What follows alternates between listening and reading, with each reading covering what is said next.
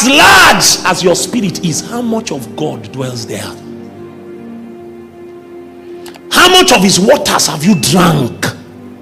So for instance, if you read the teachings of Jesus, Jesus will say that if you love me, keep is reflected in your willingness to obey.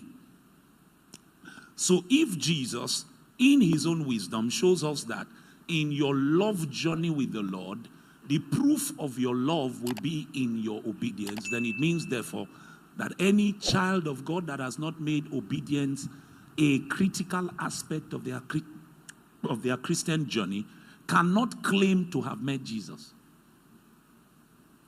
And why is obedience important? Why is obedience a critical dimension of the Christian faith? Because the atmosphere in which the Christian is called to prosecute their Christian journey has been designed in such a way to pull you in the opposite direction of Jesus.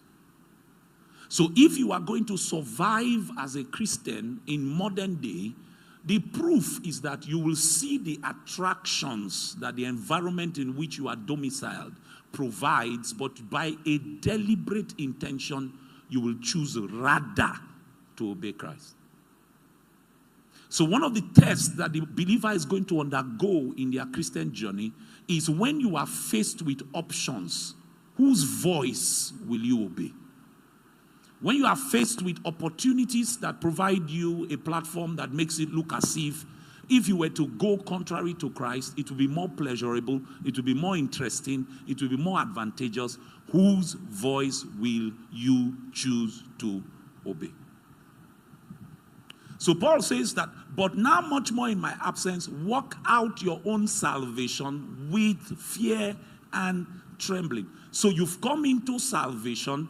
One of the proofs that you have been saved and you are in divine union with Christ is your willingness to obey. The reason the Church of Jesus Christ is the way it is now, and people like myself are considered the enemy of the church. And people will send me threatening messages. Somebody has called me before and ran into a kind of prophecy to try to make me feel as if God has determined to kill me. The reason people like me look like an enemy of the church because of the kind of things I talk about is because we do not understand that one of the true marks of a believer is you will obey Jesus even at the expense of your own life. If you've not come to the point in your Christian life where you have determined that the cost of obedience is not too high to pay, and if Jesus demands your life, you will be willing to die for him. If you're obeying him will mean death, you'll be willing to take the journey of obedience, even if the position that you sustain is not popular in your generation. The call to salvation is that we will see you working out your salvation with an understanding of reverence. When Paul speaks about fear and trembling here, he's speaking about a posture that you sustain based on the accurate knowledge of who your king is. Because you know who your king is, you work out your salvation with fear, with trembling. You know that this life you have been called to live, if you do not pay careful attention to it, you might preach to others, and at the end, you'll become a castaway. This realm is designed to pull you in the opposite direction of what God has in mind. If you are going to be a genuine witness, something that will characterize your life is absolute obedience to God. I can ask you a few questions now. This place you have arrived in your life today, the place you are pursuing in marriage, the place you are pursuing in academics, the place you are pursuing in what you call your calling, your profession, who sent you? Whose voice did you obey that led you to this place in your life? These things you are doing now is even strange that it is Christians that are coming up with shortcuts on how not to live in absolute obedience to the Lord. Christians. So things like marriage have become discussions that we didn't have in our day, because in our day we felt that it was normal that as somebody who has come into union with Christ, you have experienced salvation, you know your God. Is it not normal that if you and God are in a love relationship, he should tell you who to marry?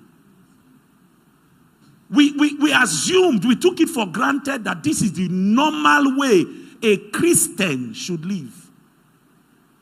But now a generation is coming up to tell you, you don't need to hear God before you marry. If you just see the sister and you like her, just go and tell her. All these procedures of pray, do you mean that there's only one brother for one sister and one sister for one brother? Do you mean that if I miss the will of God, then it means I won't have a good marriage? You see, the problem is you think that the commandments of God are too hard. We think that the process of obedience is too difficult, so we need to find shortcuts. We need to come into patterns that the world has set. We need to look like the very thing that God has called an abomination. And the root cause is that we do not know the way of obedience. If you know what people are going through in their marriages, you will hear God before you marry.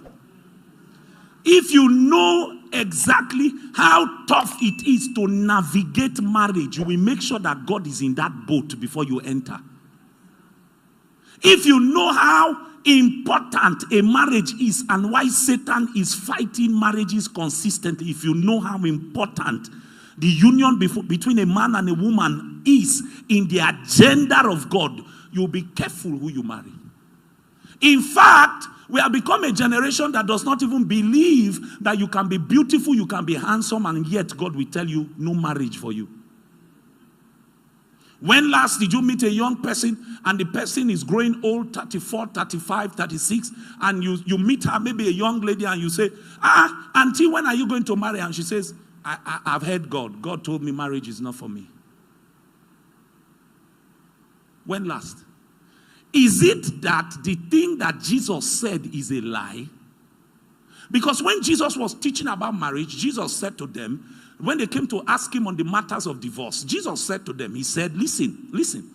He said, in the beginning, it was not so. The reason Moses gave the opportunity for you to give your wife divorce is because of the hardness of your heart. There's something wrong with the software that was installed in creation. That software has become corrupted, and the man that left Eden was not the man that was placed in Eden.